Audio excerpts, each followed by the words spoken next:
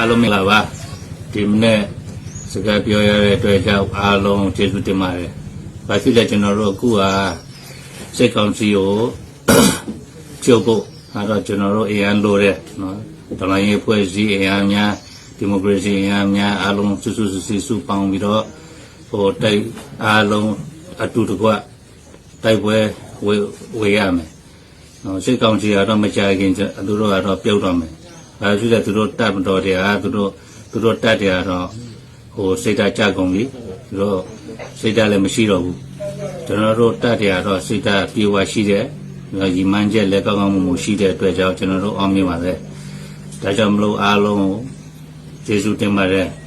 ဟိုအဖွဲ့အစည်းအားလုံးကျေးဇူးတင်ပါတယ်ဘာဖြစ်လဲအခုကတော့ PDF လည်းတော်တော်လုံနေတယ်ပြီးတော့သူတို့ကျွန်တော်တို့နိုင်ငံမှာလာပြီးတော့အသက်ဆုံးပြီးတော့သူတို့ဟိုတိုက်ပွဲဝင်ကြတယ်ကျွန်တော်တို့တပ်ပတမှုစေတာနဲ့နော်ရဲဘော်တို့နဲ့တိုက်ပွဲဝင်ကြတယ်ဘလို့အောင်မြင်မှုလည်းတော်တော်ရှိနေပြီအခုကတော့ကျွန်တော်တို့ဟိုစုစီဟိုလိုတယ်တတိရှိလဲလိုတယ်ဒါကြောင့်မလို့ဒီစိတ်ကောင်းစီဒီပြောက်ကြဖို့ကတော့ကျွန်တော်တို့အားလုံးတောင်းဝန်ပါပဲတော့စုစီဟိုနီ